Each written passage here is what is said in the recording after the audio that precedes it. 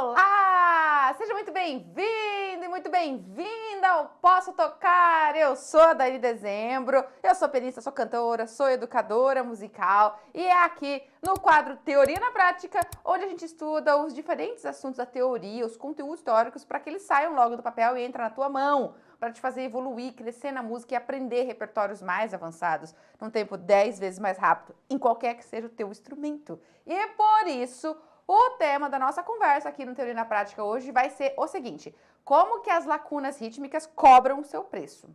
Como que o que você aprende, ou na verdade o que você não aprende, chega lá na frente e cobra o preço e te deixa amarrado na música. Eu escolhi esse tema porque você sabe que a questão rítmica é a base do nosso aprendizado, do nosso desenvolvimento musical. Dentre os diferentes elementos, os diferentes conteúdos, as diferentes habilidades que nós temos que desenvolver na música, a questão rítmica é a base, é o alicerce. Se ela não estiver bem formada, bem feita, a gente vai tropeçando em muitas outras questões lá pra frente, não é? Pois é, agora veja, por que cria-se lacunas na questão do ritmo? Muitas vezes, a forma como você é ensinado, como você é apresentado às questões do ritmo, do valor das notas, dessa propriedade da duração do som, começa a criar em você uma ideia inocente de como se organiza o ritmo. E aí, quando você começa a avançar e começa a dar passos além na música, na sua execução instrumental, a coisa começa a pegar e aí essa lacuna que lá atrás não foi percebida, que ficou ali vazia, desponta e você se vê tendo que se virar nos 30. Então veja, quando a gente começa a aprender sobre o ritmo da maneira conceitual, você é apresentado às figuras musicais, certo? O que são as figuras? São esses 7 desenhos, esses 7 símbolos, né? Essas 7 grafias aqui, onde nós representamos a duração do som. Então, por meio desses 7 aqui, ó, da semibreve, mínima, semínima, colcheia, semicolcheia, fusa e semifusa, por meio de alguma delas, nós vamos representando os sons que nós tocamos, ok? As figuras é uma forma de grafar o ritmo musical. Então, você é apresentado a esse conceito das figuras musicais e você também é apresentado a proporção, a lógica de organização entre elas, onde você aprende que essa é a que vale mais de todas e aí vai diminuindo, vai valendo cada vez menos. Por quê? Porque as figuras vão se subdividindo. Então, sempre essa daqui equivale a 2 dessa. Essa equivale a 2 dessa. Então, vai ficando cada vez, vai dividindo ao meio, sabe? E divide, divide, divide, divide. Isso aqui vai valer quase nada, né? É mais ou menos como se você tivesse 100 reais, divide ele ao meio, 50. Divide 50 ao meio, 25. Divide 25 ao meio, 25 reais vai dar 12,50. Divide 12,50 ao meio, vai dar 6,25. Divide 6,25 ao meio, vai dar R$3,125, 0,125 centavos. Enfim, já vai ficando cada vez menos, concorda? Então, existe uma proporção realmente onde as figuras vão sendo equivalentes às duas da próxima. E você aprende essa matemática, porque aqui há uma matemática mesmo, né? De proporção de divisão. E aí, você, ok, entende tudo isso e percebe que quando você está lendo uma música, quando você está tentando tocar ali um trecho musical, essas figuras vão aparecer para você nesse trecho musical, especialmente se você estiver lidando com a partitura, com a grafia, com a notação musical. Você vai começar a ver. E aí você é ensinado a contar os tempos dela, porque essas figuras, elas vão aparecer e aí te ensinam o seguinte: bom, a semibreve é o que vale mais. E ao valer mais, é muito comum que ela valha 4 tempos. É muito comum que você encontre numa música ela assumindo o valor de 4 tempos. E aí, quando ela assume esse valor de 4 tempos, obviamente as outras vão ficando à metade. Essa aqui vai assumir 2 tempos. E essa aqui vai assumir 1 tempo. E aí por diante, né? Daí a colcheia vale meio tempo. E aí vai, e aí fala, beleza, eu já entendi isso. Então, quando eu vou tocar, eu começo a me basear, né? A me proporcionar nisso. Eu vou focado ali na minha escrita musical com essa ideia. Então, então tá bom.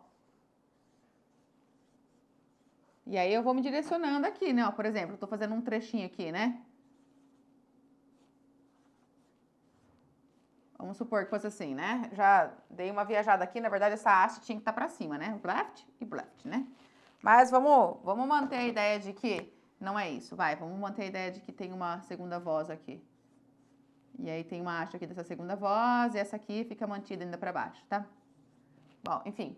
Aí você encontra essa escrita aqui. E aí, ao tentar executar e ao se desenvolver aqui, você vai focado nessa proporção. Então, você produz esse som em 4 tempos. E tá tudo tranquilo, não tem nada de difícil nem de errado nisso. 1, 2, 3, 4. E você vai pro próximo som, que também é uma semibreve. 1, 2, 3, 4. E vai pro próximo, onde você espera 2. 1, 2 e 1, 2 aqui. 1, 2, 1, 2, 1 e 1, 2. Um tempo, mais um tempo e aqui mais 2 tempos. Ok? É assim que a gente é direcionado. 1, 2, 3, 4, 1. Imagina uma linha de baixo. 3, 4, 1, 2, 1, 2, 1, 2. E aí você vai aprendendo a sentir os pulsos por essa contagem. Então você sente 1, 2, 3, 4. 1, 2, 3, 4. Você vai sentindo o ritmo, o pulso, a partir dessa contagem. E você vai 1, 2, 3, 4, 1, 2. Vai educando o seu senso rítmico a partir disso, ok? E aí te contextualizam que isso acontece porque nós temos aqui uma fórmula de compasso que aparece aqui, que é uma fração que aparece do lado da clave. E no caso dessa fração aqui, eu vou ter 4 tempos, porque o número de cima aqui está mandando a quantidade de tempos. Então, eu posso ter 4 tempos. E aí te ensinam que também pode ter compassos com menos tempos, como, por exemplo, o 3 por 4. Daí só vai ter 3 tempos. Ou pode ter ainda com menos tempo ainda, como o 2 por 4, onde só vai ter 2 tempos. Então, você entende que essa fração, chamada de fórmula de compasso, é o que vai reger a organização aqui das figuras musicais. Porque essa organização que eu fiz se baseia, por exemplo, numa escrita onde tem um 4 por 4. Se tiver uma escrita de 3 por 4, não vai poder caber a semibreve, porque a semibreve vale 4 tempos e aqui só pode ter 3. Então você sabe que nesse tipo de escrita já não vai caber a semibreve, vai caber outras figuras, vai ter outras combinações, mas não cabe a semibreve. Ok, tá tudo certo. E você aprende a mesma coisa aqui, já que esse compasso é de 2 tempos, não vai caber semibreve, porque, né, cada compasso só pode ter 2 tempos. Você aprende que o espaço aqui entre essa barra só pode ter 2 tempos. Então, de um jeito conceitual, de um jeito lógico, você já entendeu e tá tudo certo. Não tem nada de errado nesse processo, a não ser o fato de que esse tipo de entendimento omitiu informação de você. Por que que não houve nenhuma mentira? Houve uma omissão de coisas aqui. Porque a omissão que houve aqui foi em cristalizar que as figuras têm um valor. Tá vendo, ó? Cristalizou isso aqui. Que a semibreve... Cadê ela aqui? Que a semibreve vale 4 tempos. Que a mínima vale 2 tempos. E que a semínima vale 1. E cristalizou que é isso por causa disso. Por causa disso. Por causa da fração aqui que aparece. Ok? Cristalizou isso para você, você entendeu e é por causa disso. Tem alguma coisa de errado nisso? Não, mas tem uma omissão. Tem. O que não te explicam logo no começo é que essas frações podem modificar. Que essas frações podem aparecer em diferentes versões. Elas podem aparecer assim, por exemplo. Tá vendo? Onde vai ter 4 tempos também. Onde vai ter 3 tempos também. Onde vai ter 2 tempos também. Mas agora mudou o número de baixo. E ao mudar o número de baixo, fez com que as figuras mudassem o seu papel. Agora vai ser completamente diferente a distribuição matemática de figuras que vai ser colocada nesses compassos. Completamente diferente do que foi nos compassos que tinham o 4 embaixo. E por que te omitem isso? Por diferentes razões. Às vezes o professor não quer, num primeiro momento, É uma decisão consciente mesmo dele, ele não quer no primeiro momento abrir tanto leque para você, para não te dispersar. Pode ser por esse motivo, pode ser porque o professor também não sabe. Então ele também não te passa isso. Ele aprendeu dessa forma cristalizada no 4x4, 3x4, 2x4 e ele te passa isso, ok? Às vezes pode ser porque o professor está focado naquela música específica, então ele quer que você aprenda só aquilo para aquela música. É uma outra explicação. Enfim, tem diversas razões. Só que você precisa aprender, se não aprende no começo, precisa aprender daqui a pouco. Precisa entender que não existe uma cristalização de valor das figuras. E que essas figuras musicais aqui, elas nunca vão mudar isso daqui. Isso aqui vai ser mantido. Isso aqui é uma coisa imutável. Ou seja, a ideia de que as figuras vão sempre se dividindo ao meio e vão ficando cada vez valendo menos, e conforme você tiver que escrever um som que vale muito pouco, você vai usar mais essas daqui do que essas, porque conforme você executa um som que dura muito tempo, você fica lá produzindo som muito longo, você vai escrever mais essas. Isso não muda nunca. Porém, os papéis entre elas mudam. E não vai ser essa que vai valer sempre 4 tempos. Ela pode valer outros tempos, ela pode valer 2 tempos, ela pode mudar. E aí a gente começa a ter confusões na hora de avançar ritmicamente e de lidar com outras escritas musicais. Nós realmente nos perdemos aqui, tipo aqui, hora que aparece aqui. Porque não nos ensinaram o conceito da unidade de tempo. Unidade de tempo. Vamos lá. Qual é a importância disso aqui? A unidade de tempo, em termos assim de definição, a definição de unidade de tempo é a figura que vale um tempo no compasso. Unidade de tempo, um tempo. Figura que vale um tempo no compasso é a unidade de tempo. Agora, o que essa definição implica para a nossa prática? Implica que a gente vai mudar o registro conforme a fórmula de compasso. Eu vou explicar isso melhor. Isso na prática significa que você vai escolher figuras diferentes para representar a duração de um som no pulso. Então, olha só, imagina que o pulso está aqui. Eu tenho uma música que tem 4 pulsos, tá bom? 1, o 2, o 3 e o 4. Eu posso, nesse pulso aqui, colocar diferentes registros, diferentes desenhos, diferentes figuras. Eu posso, nesse pulso aqui, colocar uma semínima para preencher ele. Se eu fizer isso, eu estou colocando a semínima para ser a unidade de tempo. Mas eu posso, nesse pulso aqui, colocar a mínima para preencher ele. Tá vendo? Eu posso colocar a mínima. Se eu fizer isso, a mínima é a unidade de tempo. É ela que está preenchendo a duração de um pulso. Eu também posso, nesse pulso aqui, colocar a colcheia. Eu posso, Daiane? Posso. As figuras variam o seu papel. Tá vendo? Eu variei a figura aqui e todas mantiveram a função de ser unidade de tempo. Nesse caso aqui, é a semínima que é a unidade de tempo. Nesse caso, é a mínima que é a unidade de tempo. E nesse caso, é a colcheia. O que eu estou querendo dizer para você? Que se eu escrevo essa aqui como unidade de tempo, todas as outras desse quadro aqui, ó, cadê ele? Desse quadro aqui, todas as outras disso aqui passam a ser regidas por ela.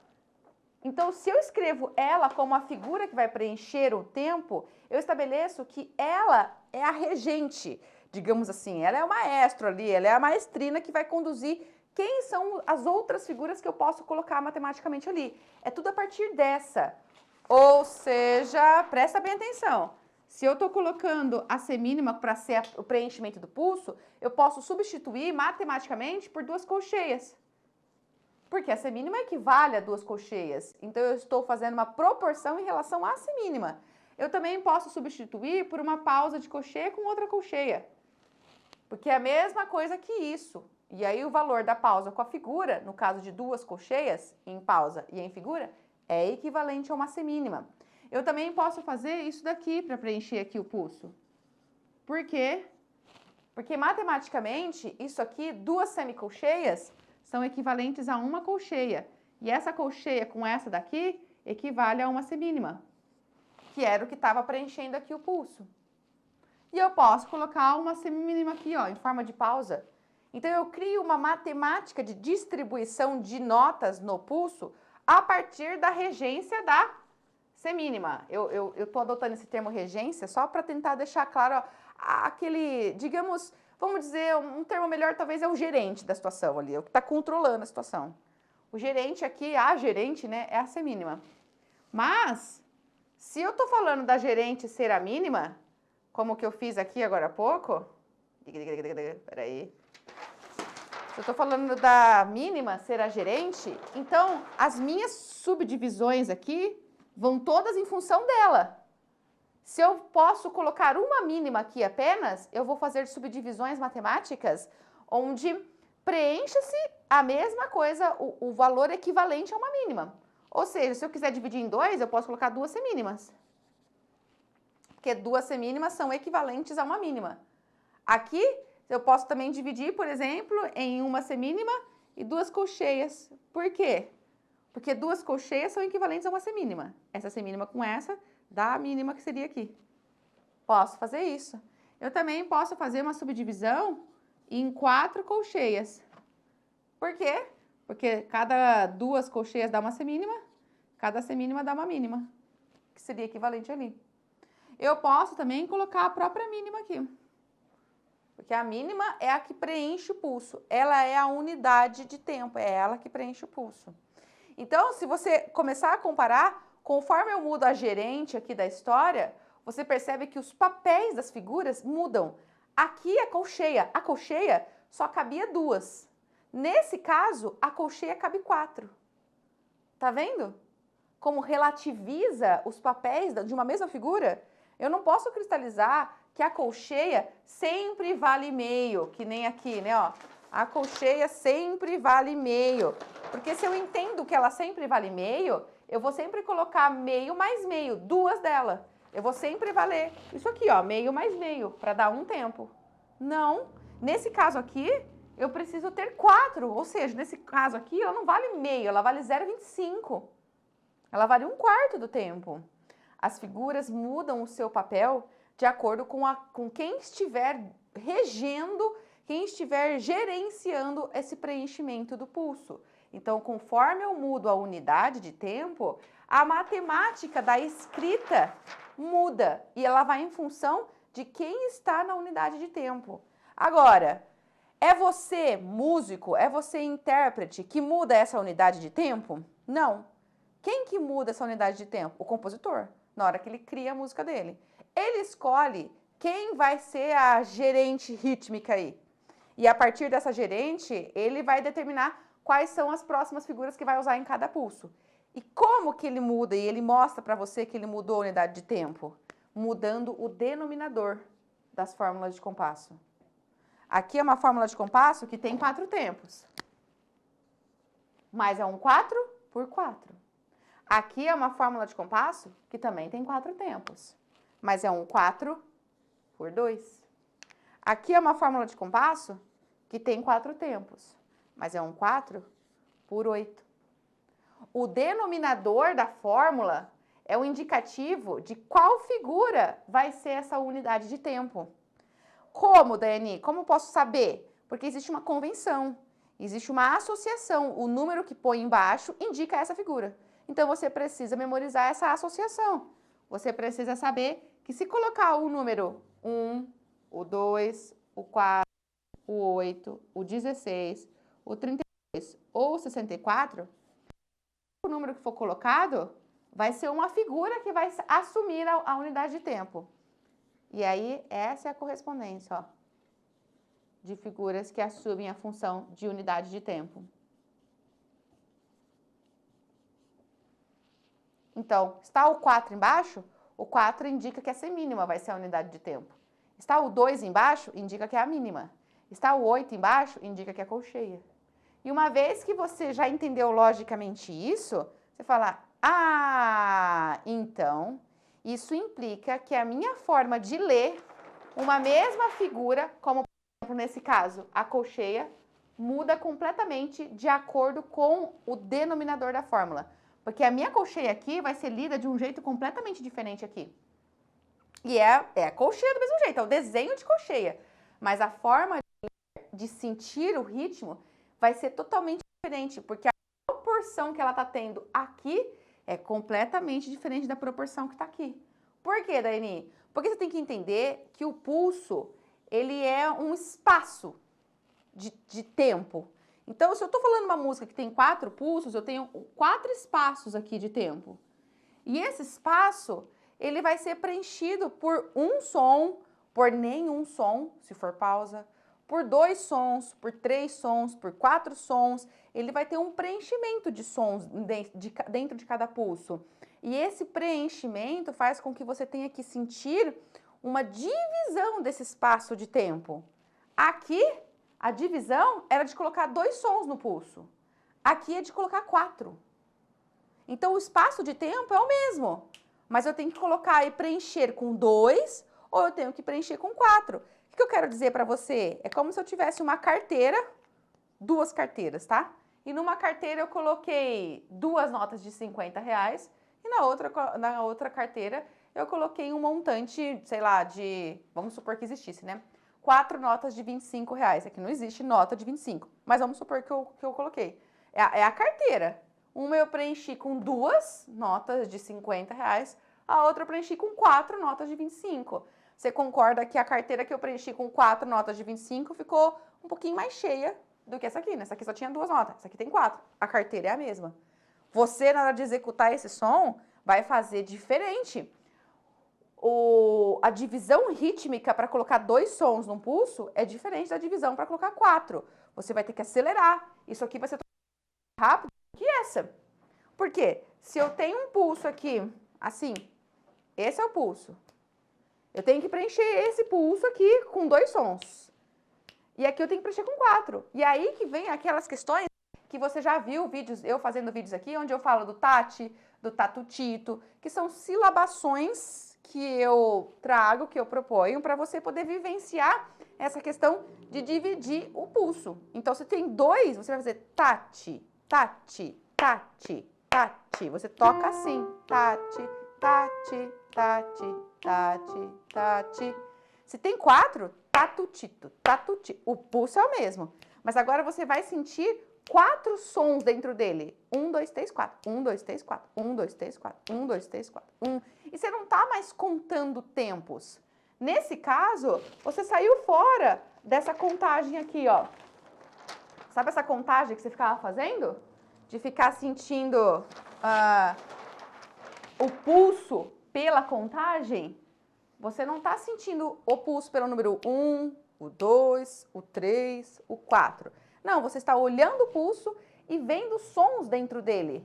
Vendo, literalmente, vendo e sentindo. 1, 2, 3, 4. Tatutito, tatutito. É isso que você vai fazer quando você tem que executar isso daqui. Isso daqui. Tatutito, tatutito. Aqui fica tati, tati. Tatutito, tatutito. Tati, tati. A figura é a mesma, mas o contexto dela é totalmente diferente. Aqui é contexto de uma música em que tem a semínima como unidade de tempo. Aqui é um contexto de uma música onde tem a mínima como unidade de tempo. Então, proporcionalmente à gerência da mínima, aqui eu tô representando 4 sons. Da onde vem a dificuldade em lidar com compassos diferentes? Quando você se depara com um compasso diferente na sua vida, 2x2, 3x8, da onde vem 5x8? Eu não consigo ler esse tipo de compasso, Dani.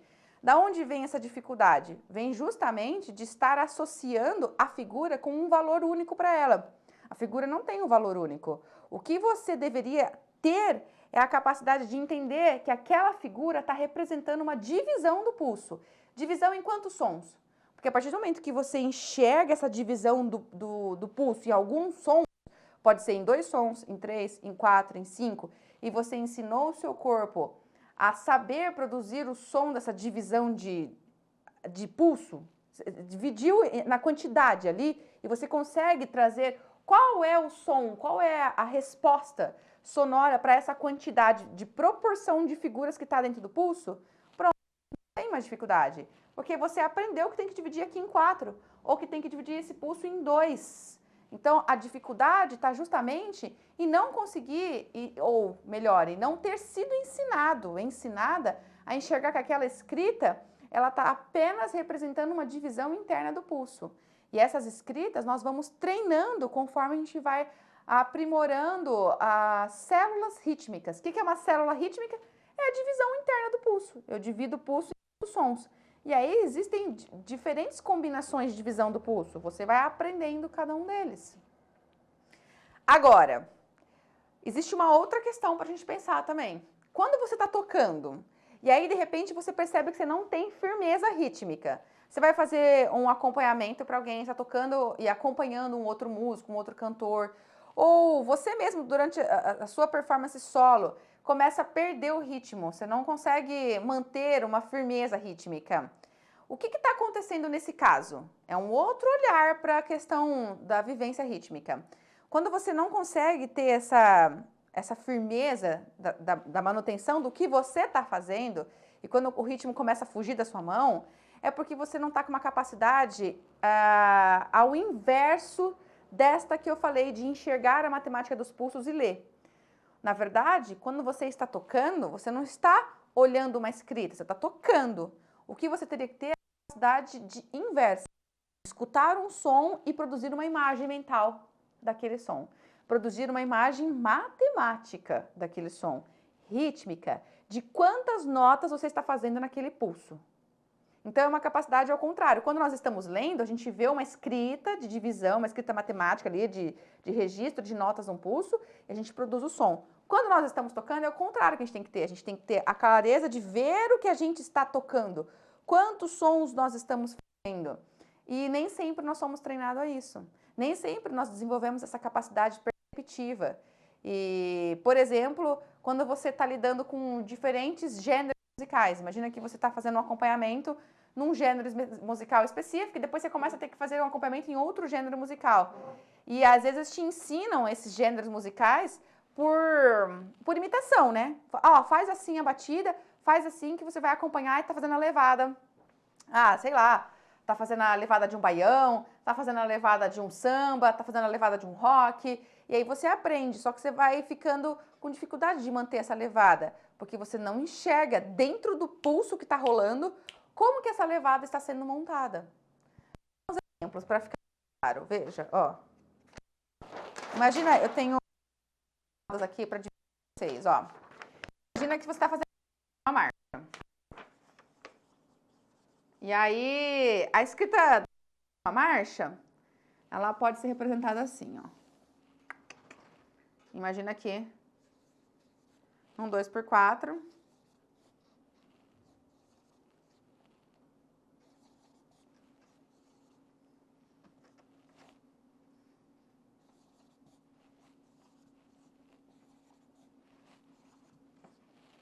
Imagina assim.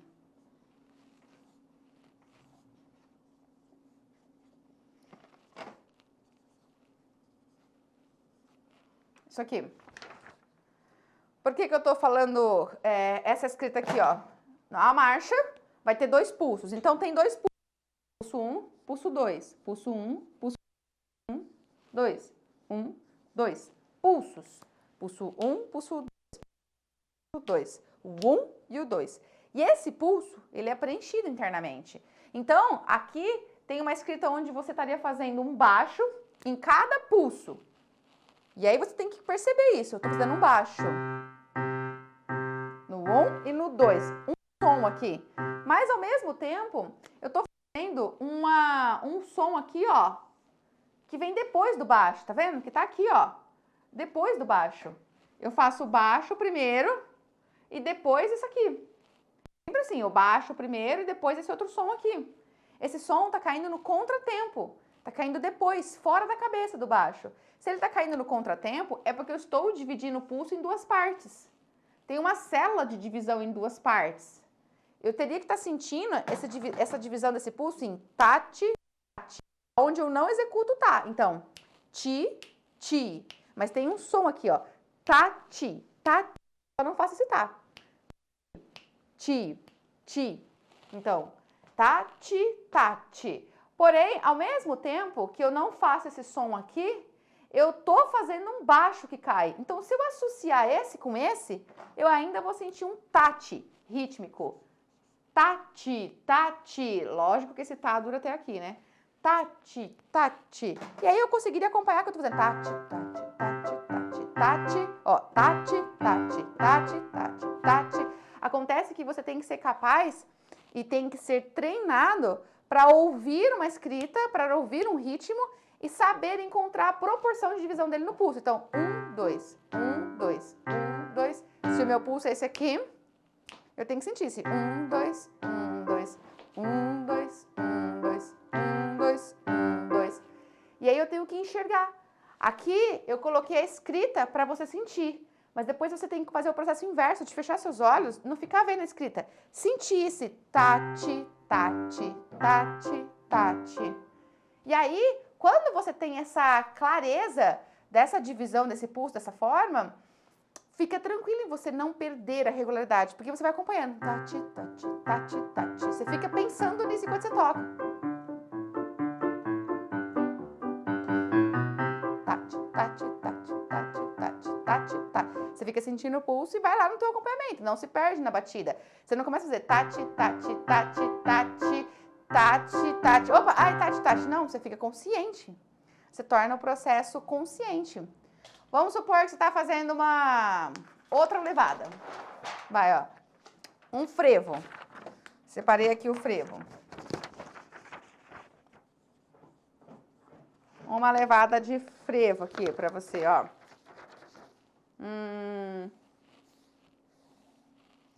Também não, é num 4x4 o frevo.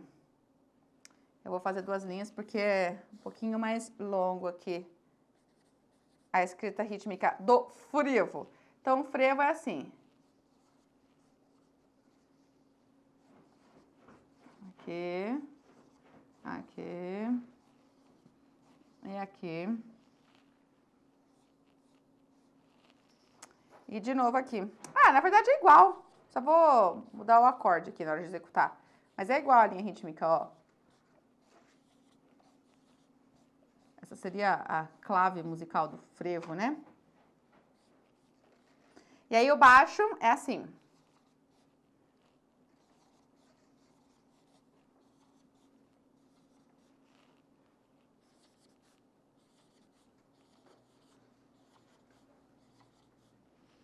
Que é um compasso, que é outro compasso.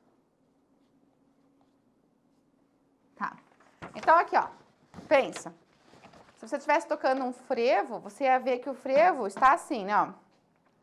Essa parte aqui. Tchá, tchá, tchá, tchá, tchá, tchá, tchá, tchá, tchá. Não pode tocar aqui, né? Se você fosse acompanhando, você ia ver pulso 1, pulso número 2, pulso número 3, pulso número 4. Não toca nas cabeças aqui, ó. Nem do 2, nem do 3, nem do 4. Só toca na 1. Então, ia ser 1, 2, 3, 4. Você também ia sentir no contratempo. O 1 cai na cabeça. Tá, ti, ti, tanda, ti. Isso sim, eu tô fazendo de maneira rápida aqui, porque o foco da aula não é eu te ensinar a ler essas células rítmicas. Tem outras aulas aqui no canal onde eu já trouxe esse ensinamento e posso trazer se você quiser futuramente, tá? Eu tô partindo do princípio que você já aprendeu a ler essas células rítmicas só para te tornar consciente do processo inverso, tá? 3, 4. Tá. Você tem, ao mesmo tempo que você vai ouvir isso,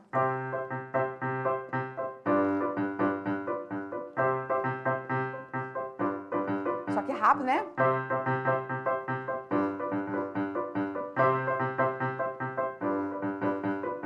E aí você vai lá ouvindo isso no frevo, né?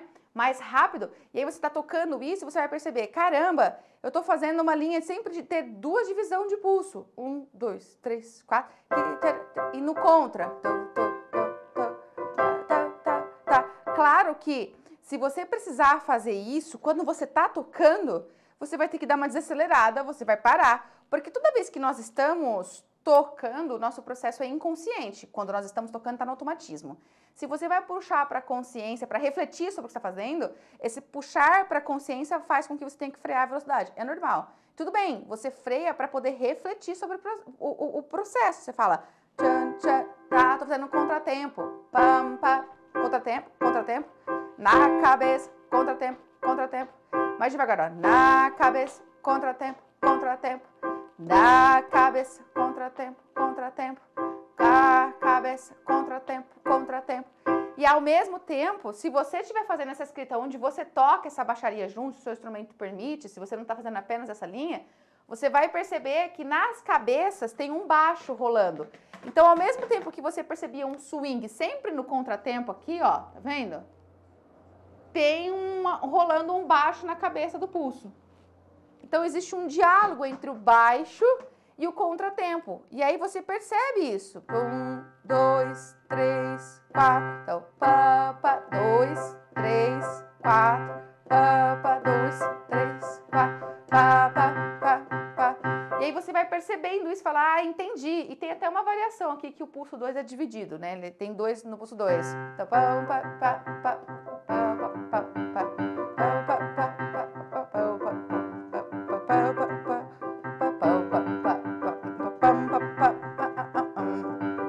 E aí você reflete o simples fato de você... Lembra que você não vai estar enxergando isso, né? Vai estar ao contrário, né? Não vai estar isso, né? Você vai estar tocando lá, de orelha. E aí você reflete, isso traz segurança para você. Isso traz firmeza de você ir acompanhando a sua performance. E não perder a firmeza rítmica. Porque você vai sentindo as cabeças do pulso vazia.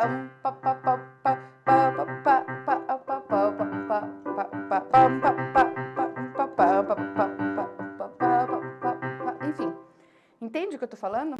Se você não traz esse processo para sua consciência, desenvolver a firmeza rítmica se torna algo muito mais difícil e muito mais complexo. Ah, Dani, mas eu sou ruim no ritmo. Nossa, eu sou, assim, ruim mesmo, não adianta, eu não consigo, não vai. A hora que eu começo a tentar, não vai para frente. Não adianta você continuar tentando praticar e colocar metrônomo e estudar devagar. Essas estratégias não vão resolver para você se você não tornar o ritmo consciente. O ritmo só melhora quando a gente ganha consciência dele. Consciência dessa divisão espacial, de que existe uma produção de sons, porque nós estamos produzindo sons dentro de um pulso. E você precisa ter clareza de que sons são esses que eu estou produzindo, quantos sons são esses, você precisa metrificar. Tanto quando você está na leitura e vai fazer o som da leitura, quando você está tocando, produzindo som, precisa tornar consciente a leitura, você precisa ver a célula rítmica do que você está tocando. Você precisa aprender a sentir as sensações, tem que sentir a sensação da divisão das figuras musicais. Porque a partir desse momento de entender que há um espaço de tempo que eu estou preenchendo com sons e que eu percebo que o movimento corporal que eu faço, as articulações que eu faço são para produzir esses sons, então eu estou quantificando, a partir desse momento que o seu processo se torna consciente, a sua consciência rítmica impulsiona a melhora desse ritmo que até então parece algo longe de você, que você fala, cara, eu sou totalmente sem ritmo, não tenho ritmo. Não, você não tem consciência, você não está consciente, você não está percebendo essa quantidade de sons dentro de um pulso. A partir do momento que você torna isso consciente, o seu talento se desenvolve, se impulsiona. E talento nessa questão rítmica, nesse desenvolvimento rítmico. Porque você sai de ficar imitando, você sai da pura imitação. Você sai de ir atrás do bonde, sabe? Porque quando a gente tem dificuldade rítmica, a gente anda atrás do bonde, a gente anda seguindo alguém. Alguém puxa firme, eu vou atrás seguindo. O problema é quando você está sozinho e não tem esse bonde para te puxar. Então você precisa tornar isso consciente. Você pode estar aí pensando, ah, Daiane, mas eu sou muito iniciante na música e isso é difícil para mim. De fato. Mas tem que pensar que, calma, quando nós estamos começando e um passo tem que ser dado de cada vez.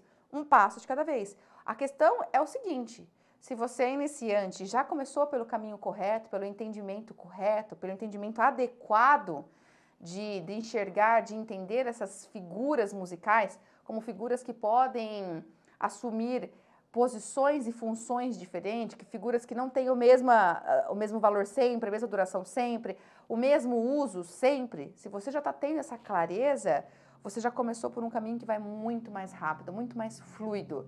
A sua habilidade musical vai se desenvolver muito mais rápida e o seu talento vai florescer muito mais. Por quê? O que é o talento? Quando a gente desenvolve o talento para alguma coisa, na verdade a gente desenvolveu velocidade para avançar a nossa habilidade. Talento é a velocidade que a tua habilidade flui.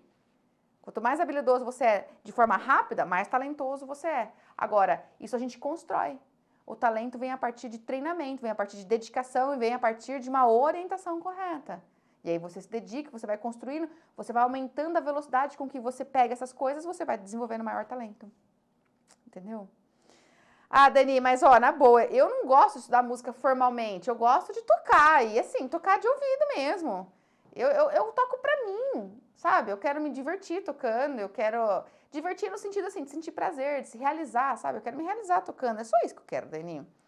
E não há nada de errado com isso, e também não há nada de errado em você continuar tocando de ouvido. A gente tem que continuar estimulando o ouvido, é muito importante, a gente não pode associar o nosso ouvir musical, muito pelo contrário. Música é som. Então, a gente tem que continuar estimulando o nosso ouvido. O que a gente não pode fazer é continuar num processo imitativo, num processo sem consciência ou apenas intuitivo. Você vai fazendo ali porque você está ouvindo, porque você está imitando, é meio intuitivo. Na verdade, você precisa ter muita consciência. E esse processo da consciência passa por um estudo mais sólido. Não tem jeito. Você tem que ter sede de se aprofundar. E isso vai trazer para você segurança. A longo prazo, a tua realização vai ficar comprometida se você não se sentir seguro para fazer as coisas. Então, fica a dica aqui para você destravar a sua dificuldade rítmica e para você perceber como que uma lacuna acontecida, né, realizada lá atrás, no começo, em como você foi apresentado a estrutura rítmica, como você foi treinado para desenvolver a sua capacidade rítmica, hoje aparece para você e hoje você percebe e fala, ah, é aí que está a raiz do problema. E aí, se você identificou a raiz, a solução vem rapidinho, porque você começa um tratamento. Porque você descobriu a causa, entendeu? É isso que eu desejo de fato para você. Eu espero que você tenha curtido essa aula, gostado, entendido, despertado esse olhar e falado, ah, vou por aí começar agora a me curar ritmicamente, tá bom? Porque tem cura, viu? Muita cura. É treino e direcionamento correto, tá bom? E claro, se curtiu, dá seu like aí. Deixa o seu like, deixa o seu comentário que você curtiu. Deixa seu comentário pra mim se você tem muita dificuldade rítmica mesmo ou não, você que tá me assistindo agora. Como que é pra você, se você já tá experienciando isso, se tá tendo resultados já diferentes. Coloca aí pra mim, eu gosto de ler, eu gosto de saber, isso enriquece e fortalece a nossa comunidade, tá bom? E já compartilha esse vídeo com quem você acha que vai fazer diferença na vida dessa pessoa especificamente, sabe? Se você conhece alguém que toca e tem muita dificuldade de manter o pulso, não consegue, não consegue ler, essa pessoa precisa entender mais o que está acontecendo no processo da defasagem rítmica que ela tem. Porque não é culpa dela, ela é vítima de um ensino que não foi bem orientado. Então ajuda essa pessoa a crescer, leva para ela essa videoaula, vai fazer diferença na vida dela, tá bom? Eu vou ficar feliz, ela vai ficar feliz. E você também, porque faz bem pra gente perceber que a gente contribui pro crescimento do outro, tá bom? Show de bola? A gente se encontra nas próximas aulas, hein?